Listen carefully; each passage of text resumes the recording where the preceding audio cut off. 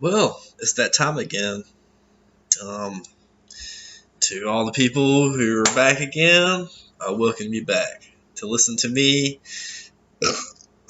Excuse me there. But just to listen to me try to break this thing down. And it's so hard to do that because I've tried not to be bitter my whole life. Um, I've always tried to stay positive. I always try to be, it's I didn't say always, but I've always tried to be a good person and treat people good. Some people won't let you, but that's okay. They won't let anybody. but you can't help that. You just got to move on and do your thing. All right, whatever your thing is, you do it, man. If somebody says it's stupid, they hate you, you fuck them motherfuckers. Do that shit. Whether it's fucking writing a book, you're rapping, I don't give a fuck what you're doing. As long as you're doing something that makes you feel passionate, makes your balls tingle, that's the right thing, man. Don't listen to your fucking parents. They mean well, but they just want you to be clones of them most of the time.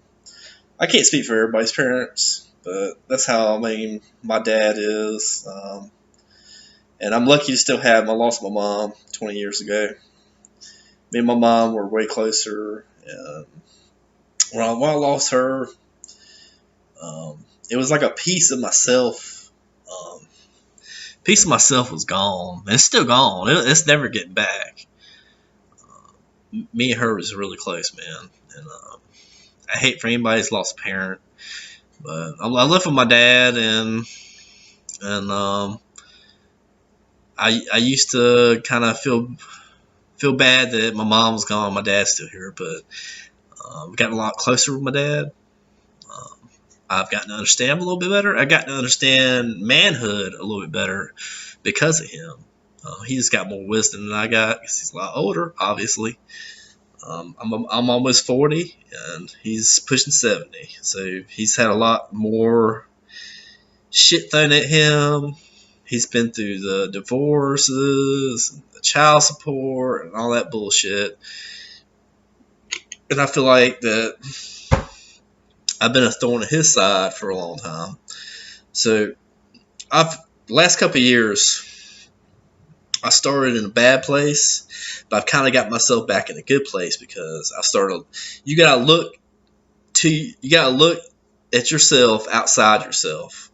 You gotta look to see what are you doing because sometimes who you think is the problem isn't the problem. It's you. And once you recognize that, you can fix the problem. You can be better, man. I know you can. Everybody can. You just gotta want to be. But like I was saying about my dad, I won't say I hated him, but I kind of felt some resentment because my mom died, and then he was left, and I just miss my mom, you know. Um, but since I got to know him, um, he's got me to a better place. Just share some wisdom. He's really calm, and he just on a mental level, he's hard to describe. I don't think words would do him justice because he's a tough, cold, callous, yet he's a cold, callous, calculating person. But he smiles, and you never know it. But I know him better than anybody knows him, so I know he's cold and calculating. And he don't make a move unless he's sure about it. But me, I'm more like my mom. My mom was a free spirit. She's impulsive. I'm more like that. Now the past couple of years, I've become more like my dad because I've seen that being impulsive gets you into trouble, which is what I want to talk about today. And I know I'm kind of stumbling upon myself. But I'm not used to doing this, so I'm just trying to breathe and take it slow, but the clock's ticking and I don't want to waste your time. So here we go again. I'm trying to be more calculating because I believe that if you are too impulsive, you screw yourself. Like me, I've quit a lot of jobs.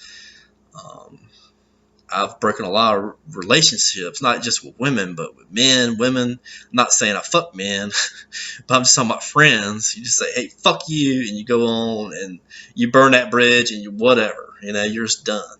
You know? But sometimes it's good just to sit back and see what other people do first before you make a decision. Um, it's like I was saying in my last video, you got to make sure you look after yourself. Because you might think you got friends, you got family, and all this shit, but at the end of the day, and the end of your life, the person that's always going to be there is you. You got to make sure that you are good, and if something doesn't benefit you, you shouldn't do it, or you should do it with caution, at least. At the very least, you do it with caution. If anybody try to talk you into anything that's going to stretch you out financially, you should always give it a good think. Think about it, man. And I know a lot of people are listening. It's got that little gnat in your ear saying, buy me this or buy me that. We need a new car. We need a new house. We need this. We need that. It's always we, but you could totally turn that W upside down. It's more about them. They're saying me, me, me. But you got to turn it around and say, no, it's not about you. It's about me, because I'm the one. I'm the man. I'm the one who does it. I'm the one that makes it happen. So you got to make that decision. You got to be the man. That's what I'm saying. You have to be the man. And they might call you an asshole. They might say you're a son of a bitch or whatever. Let them say what they're going to say. You be the man. Throw that dick out there and show them who's boss. Don't treat them like shit, though. You can do it without being an asshole. It's not a skill that's learned overnight. You got to figure out how to say stuff to people that they'll make them think that you're on their side, but you're really on your side. I ain't trying to say be a snake, but you got to look after your own best interest. And you got to figure out when somebody's not looking out for yours. And if they're not looking out for yours, whether it's a friend, your family, or whatever, girlfriend, boyfriend, you got to cut them loose, man. Cut them loose, because they're not good for you. They're toxic, and they will cause you nothing but pain and anguish. There's somebody for everybody, I believe. But you got to go through a lot of weeds to find a flower. So, and I'm sure that I may be starting to feel a little bit intoxicated right now. So I'm sorry if this is a little bit of rambling, but I think that a lot of people want to do other things for other people, which makes them vulnerable. That's what always made me vulnerable, because I always wanted the person I was with to feel safe and to feel like I had their back no matter what. But at the end of the day, they didn't have my back, and I end up just holding a big barrel of shit. Just nothing. You just got a whole barrel of shit. You just got nothing, man. And I've had to come a long way to see that it's not all their fault. A lot of it's my fault for trusting a little bit too much. You can't trust anybody too much, because power corrupts, but absolute power absolutely corrupts. And totally trusting somebody blindly is giving them absolute power. You don't want to do that. You really don't. And I think before I go, I'm going to give y'all another story. This one's about me. And this was really painful, because it took me a lot of years to get over this. But I figure I share it with the whole world, since I'm a guy. You don't know. I'm any guy. I'm the guy that you don't even know, but I could be the guy right next to you too. So, but a few years back, I want to say it was like what was it, 2006? I was working at a place. I'm not going to say where or what it was because I don't want nobody to figure out who I'm talking about or who I am. Not because of fear, just, I won't put nobody out there like that. And this person that I'm talking about is somebody I share a bond with, but I don't want to. You understand that? So, a few years ago, back in 2006, I was working for a place, and I met this woman, and she was beautiful. She said all the right things. She did all the right things. And next thing I know, we're fucking for a while.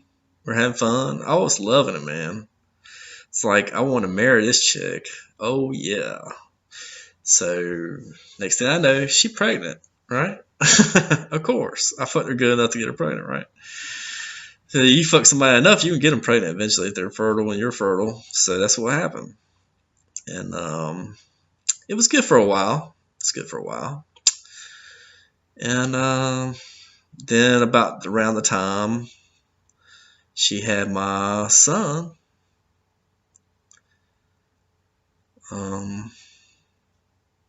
she started fucking somebody else. And I didn't find out right away. But one day me and her got into a fight, and she'd never done this before. She picked up and she walked out the door, and she never come back. She didn't have a car. So as far as I know, she was walking.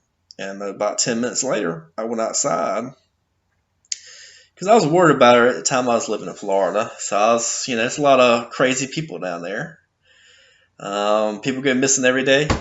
People love kidnapping women and children down there. So I was concerned. So I didn't see her anywhere. I couldn't figure out where she was. So I figured one of her friends picked her up. So okay, I gave it a day. The next morning she went there.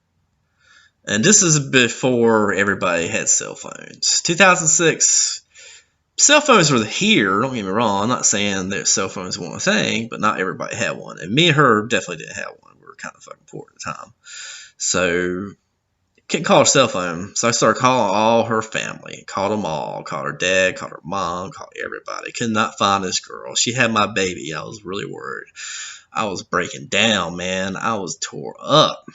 And then one of the people I was living with at the time said, "Hey, man," and for all intents and purposes, I'm gonna call this cocksucker Putz, because that's what the fuck he is. He's a putz.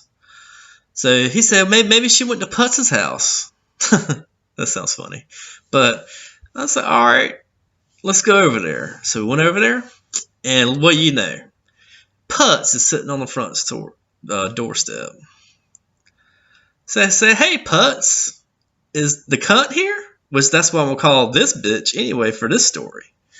He said, "Yeah, the cunt's right in there with your baby." I said, "Fuck. At least they're alive, right?" So I went in there, and she gave me this shit about, "Oh, I'll come home if you apologize and all this shit." And I was thinking to myself, I was like, apologize for what? What the fuck did I do? I just had a disagreement. It wasn't like I beat you or anything. I just didn't agree with you at the time. And I was a man. I put my foot down, and she showed me who was boss, right? So I asked her flat out because I already kind of fucking knew. So you fucking putz? She said, "Yeah, we've been fucking for a long time." I said, all right. You know what most guys would have done? They would have probably slapped her. They probably would have slapped the baby too, and walked out there and slapped putz. But you know what I did? I walked away. And I said, well, maybe you guys deserve each other. So I walked away. I didn't hear from him for a couple months, and I was kind of missing my kid, and she come around. And she wanted me to give her some money, of course, because I had a pretty decent job at the time. And after she left, my job got better because they worked me a little bit more, and I was making more money. So, my money was coming in pretty good. So she wanted some money, which I gave her. I didn't think two shits about it. Gave her some money. Didn't go through the child support system or anything like that. Didn't give her cash, which if you think about giving the girl cash, it's a big mistake. Okay, guys. If you're in the same kind of situation, money order, checks, anything that can leave a trace, do that. Because when you leave a trace, you can keep a record of it. See, I didn't have a record of it. So I ended up giving her thousands of dollars. All right. And then one day she says, "Oh, me and Putz are going to move to North Carolina with your baby." What could I do, right? I had a decent job, but I won't roll in the dough, so I couldn't afford a lawyer. So I'm from North Carolina, so I decided to move up here to stay with my sister. And she actually moved to Charlotte, and I moved near Rocky Mount, which is about a 3 or 4 hour drive, give or take a few.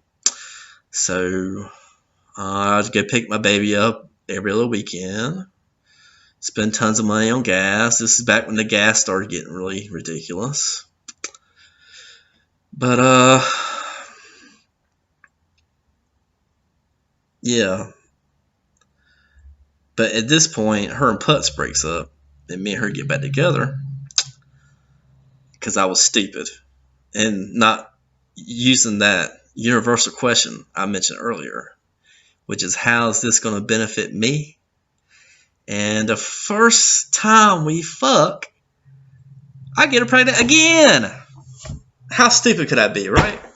So, got her pregnant again, and we were fine till the baby was born.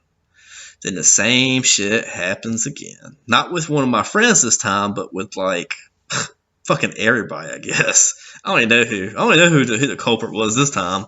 At least Putz had the balls enough to face up to what he did, but these other fucks didn't. But I'm gonna cut it short there. We ended up breaking up again. She moved to Georgia. And she ended up moving to Florida, moving to Texas, moving to California, moving all over the country. And I haven't seen my kids in a long time. But I paid them money. But I did let it get behind quite a bit. So I do got to pay the back child support also. And they send you a letter, guys. Just want you, this is the way I'm going to finish it off, because I already kind of told you how it ends. And I'll probably go more in depth into this, because this is one of my examples, not all my examples, of how evil bitches are. Not all bitches, but you know, the actual women aren't evil, but the bitches are. So you gotta watch out for them, man, because they'll get your money, and all that money that I paid to her cash didn't count. Took about 4 or 5 grand down the toilet, fucking toilet, guys. I still had to buy a lot of other shit too. Because, you know, her and Putz were both working, but nobody could put diapers or feed the kid either. So I had to feed the kid constantly and put diapers on him and pay her money for not doing none of those things. So I got played out like a sucker. I don't want you guys to. So if you give them any money, guys, make sure it's traceable. Even the credit card payment would be traceable, okay? No cash. No cash. That the cash can get left behind, and then when you go to family court, they'll look at you like you ain't paid shit, and you've been paying this bitch all along, and it's her word against yours. And guess what, guys? They're not gonna believe you because you're a male and you're a piece of shit. That's what all of them are gonna think. Think you're some deadbeat dad when you're trying to be the best dad you can be. But I hope anybody that can learn from my lessons that I've learned in my life is worth telling. So I know this video is kind of long, but I had to tell that story because that's kind of like what started opening my eyes to a lot of this shit. And hopefully my story can open your eyes before it happens to you, because I don't want it to happen to you. It's bad enough it happened to me, but I got 2 kids out of it, 2 beautiful kids out of it. So it won't a total loss. But she got me. She got me good. And it took me a long time to get over that, man. It bruises your ego a little bit. But I don't want anybody else to feel like that. So peace. I'll talk to you guys later.